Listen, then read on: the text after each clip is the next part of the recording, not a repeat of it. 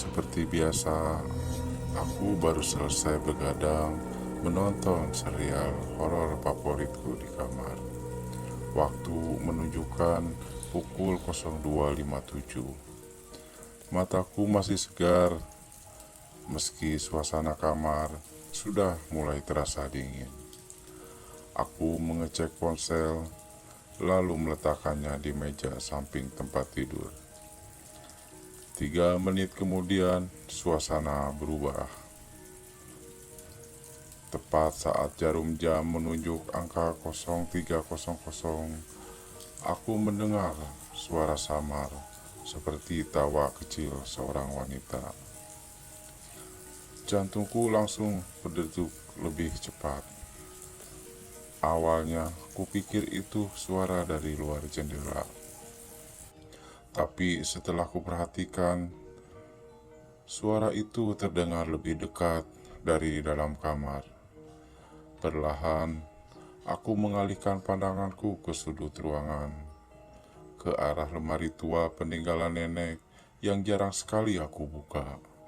Lalu, di sana aku melihat sosok itu berdiri diam dan memperhatikanku. Seorang wanita dengan rambut panjang yang terurai, mengenakan gaun putih lusuh yang kotor. Wajahnya tidak sepenuhnya terlihat karena tertutup rambut, tapi aku bisa merasakan pandangan matanya menusuk ke arahku. Aku terpaku, mulutku ingin berteriak, tapi rasanya berat sekali untuk bersuara. Dia hanya berdiri di sana, tidak bergerak, tapi aku bisa merasakan hawa dingin yang menjalar di sekujur tubuhku. Aku coba memenangkan diri. Aku memejamkan mata dan menarik selimut hingga menutupi wajah. Tapi tiba-tiba suara itu terdengar lagi. Kali ini lebih jelas. Kau gak bisa mengabaikanku. Aku Raden Arya Wiratama, mahasiswa tingkat akhir di sebuah universitas di Yogyakarta, selalu menganggap diriku sebagai orang yang rasional. Ayahku seorang profesor antropologi, ibuku seorang dokter, dan aku tumbuh di lingkungan yang menjunjung tinggi logika dan sains. Cerita-cerita hantu dan mistik hanyalah hiburan, bualan orang tua yang menakuti anak-anaknya sampai malam. Setelah mendengar suara itu, aku berusaha mengumpulkan keberanian untuk membuka mata. Sosok itu masih di sana, berdiri tegak di depan lemari. Kali ini, aku bisa melihat sedikit lebih jelas wajahnya. Kulitnya pucat pasi, bibirnya pecah-pecah, dan matanya kosong, namun menyimpan kesedihan yang mendalam. Gaun putihnya tampak basah, seolah baru saja keluar dari air. Aku berusaha berteriak, tapi hanya suara tercekat yang keluar dari tenggorokanku. Selimut semakin terasa berat, seperti ada yang menekan dadaku. Aku mencoba bergerak, tapi tubuhku terasa lumpuh. Aku hanya bisa terbaring di sana, tapi tubuhku terasa tidak bisa menggerakkan apapun. Sosok itu menatapku dengan sangat tajam. Sosok itu perlahan mendekatiku. Setiap langkahnya terasa begitu lambat, namun menakutkan. Aromanya menusuk hidungku, bau tanah basah, bunga melati yang layu, dan sesuatu yang lebih busuk, seperti mayat yang mulai membusuk. Siapa kau? Akhirnya aku bisa bertanya. Suaraku bergetar hebat. Sosok itu tidak menjawab. Dia terus mendekatiku sampai akhirnya berdiri di tempat tidurku. Aku bisa merasakan hembus napasnya yang dingin. Dia menunduk, menatapku dengan mata kosong. Kau mengingatkanku pada seseorang, bisiknya. Suaranya serak dan berdesir seperti angin di antara pepohonan bambu. Siapa? Tanyaku lagi. Meski aku tahu aku tidak seharusnya bertanya, aku merasa seperti boneka yang dikendalikan. Tidak bisa mengendalikan pikiran dan tindakan sendiri. Seseorang yang sangat kucinta, jawabnya. Matanya berkaca-kaca. Seseorang yang meninggalkanku. Aku mencoba mengingat-ingat. Apakah ada seorang yang mirip denganku yang pernah dikenal sosok itu? Pikiranku kosong. Aku tidak mengenalinya. Dan aku yakin aku belum pernah bertemu dengannya sebelumnya. Aku tidak mengerti, kataku. Suaraku semakin pelan. Kau tidak akan mengerti, jawabnya. Lalu ia mengeluarkan tangannya yang pucat dan dingin ke arahku. Kau belum pernah merasakan sakitnya kehilangan. Aku refleks menutup mata, berusaha menghindar sentuhan tangannya. Aku bisa merasakan hawa dingin yang menjalar dari tangannya, menembus kulitku dan meresap ke dalam tulang-tulangku. Aku menggigil ketakutan. Tiba-tiba aku melihat kilasan gambar di benakku. Seorang pria muda yang mengenakan tradisional Jawa sedang menari di atas panggung. Wajahnya tampan dan berwibawa. Dia di belakangnya seorang wanita muda mengenakan kebaya indah, menatapnya dengan penuh cinta. Gambar itu begitu jelas, seolah-olah aku sedang melihatnya secara langsung. Namun, gambaran itu hanya berlangsung sesaat, lalu menghilang begitu saja. Aku terengah-engah mencoba memahami apa yang saja baru aku lihat.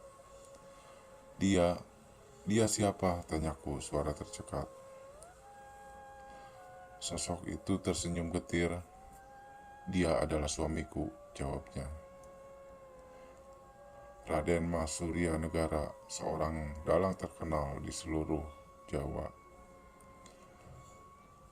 Raden Mas Surya Negara, nama itu terasa familiar. Aku pernah mendengar nama itu dari ayahku. Dia adalah seorang dalang legendaris yang hidup pada masa abad ke-19. Konon, dia memiliki kemampuan magis dan bisa berkomunikasi dengan makhluk-makhluk halus. Dia meninggal secara misterius setelah pertunjukan yang terakhir. Menurut legenda, arwahnya masih gentayangan di sekitar Yogyakarta, mencari istrinya yang hilang. Kau adalah istri Raden Mas Negara, tanyaku dengan suara gemetar. Suara itu mengangguk pelan.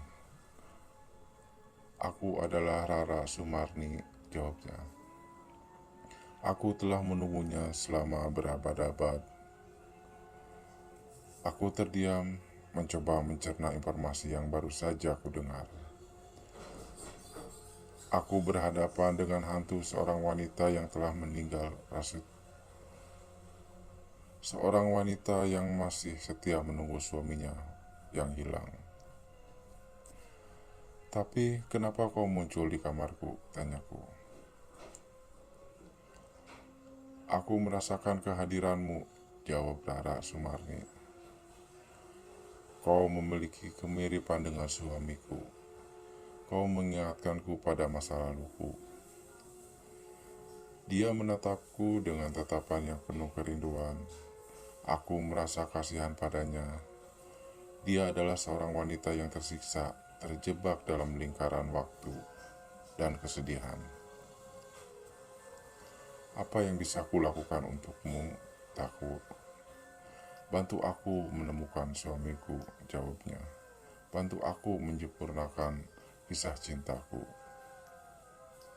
Aku ragu-ragu membantu hantu mencari suaminya terdengar seperti tugas yang mustahil. Tapi aku tidak tega menolak permintaannya. Aku bisa merasakan kesedihan yang mendalam di hatinya. Baiklah, kataku akhirnya, aku akan membantumu. Rara Sumarni tersenyum. Terima kasih, katanya. Kau telah memberiku harapan. Dia lalu menghilang, lenyap menjadi udara. Aku terbaring di tempat tidurku terengah-engah. Aku tidak tahu apa yang baru saja terjadi, tapi aku tahu hidupku tak akan pernah lagi sama. Sejak malam itu, aku mulai melakukan penelitian tentang Raden Mas Suryanegara dan Rara Sumarni. Aku membaca buku-buku sejarah, artikel-artikel lama, dan legenda-legenda rakyat. Aku mengunjungi museum, makam, dan tempat tembal yang berhubungan dengan mereka. Aku berbicara dengan para ahli sejarah, dalang, dan orang-orang yang percaya pada hal-hal mistis. Aku menemukan bahwa Raden Mas Suryanegara adalah seorang dalang yang sangat terkenal dan karismatik. Pertunjukannya selalu dipenuhi oleh ribuan orang. Dia tidak hanya seorang seniman, tetapi juga seorang pemimpin spiritual yang dihormati oleh masyarakat. Rara Sumarni adalah seorang wanita cantik dan cerdas. Dia adalah istri yang setia dan pendukung setia Raden Mas Suryanegara. Bersama-sama mereka menciptakan sebuah karya seni yang abadi. Namun, kebahagiaan mereka tidak berlangsung lama. Raden Mas Suryanegara meninggal secara misterius setelah pertunjukannya yang terakhir. Menurut legenda, dia dikutuk oleh seorang rival yang iri dengan kesuksesannya. Rara Sumarni sangat terpukul atas kematian suaminya. Dia mengurung diri di rumahnya dan menolak untuk makan atau minum. Dia meninggal tak lama kemudian karena kesedihan yang mendalam. Konon, arwah Rara Sumarni masih gentayangan di sekitar Yogyakarta, mencari Raden Mas Suryanegara. Dia sering muncul di depan orang-orang yang memiliki kemiripan dengan suaminya. Dia meminta bantuan untuk menemukan suaminya yang telah hilang dan menyempurnakan kisah cintanya. Aku semakin yakin bahwa aku harus membantu. Aku merasa seperti aku memiliki tanggung jawab moral untuk menyelesaikan tugas ini. Dengan bantuan ayahku, aku menemukan sebuah petunjuk penting. Menurut catatan sejarah, Raden Mas Suryanegara sering mengadakan pertunjukan di desa terpencil di lereng gunung berapi. Desa itu bernama Desa Sembara. Konon, desa itu terdapat sebuah makam kuno yang diyakini sebagai tempat beristirahat terakhir Raden Mas Suryanegara. Aku dan ayahku memutuskan untuk pergi ke desa Sembara. Perjalanan ke desa Sembara itu sangat sulit. Jalannya sempat, sempit, dan terjal. Melewati hutan-hutan lebat dan jurang-jurang curam. Tapi kami tidak menyerah. Aku bertekad untuk menemukan Raden Mas Suryanegara dan membantu Rara Sumarni. Sesampainya di desa Sembara, kami disambut oleh seorang kepala desa yang ramah. Kepala desa itu menceritakan bahwa desa Sembara adalah desa yang sangat tua dan memiliki banyak sejarah. Dia menceritakan tentang legenda Raden Mas Surya Negara dan Rara Sumarni. Kepala desa itu kemudian membawa kami ke makam kuno yang terletak di tengah hutan. Makam itu tampak sangat tua dan terbengkalai. Rumput liar tumbuh di mana-mana dan batu nisannya sudah lapuk dimakan usia. Saat kami mendekati makam itu, aku merasakan hawa dingin yang menusuk tulang. Aku juga merasakan kehadiran Rara Sumarni di dekat kami. "Di sini," bisiknya Sulariri. "Disinilah dia beristirahat." Aku dan ayahku membersihkan rumput liar dan kotoran yang menutupi batu nisan. Setelah itu, kami membaca doa dan memberikan penghormatan kepada Raden Mas Surya Negara. Tiba-tiba terjadi sesuatu yang aneh. Batu nisan itu mulai bergetar. Kemudian, retakan-retakan mulai muncul di permukaan. Dan akhirnya batu nisan itu pecah menjadi berkeping-keping.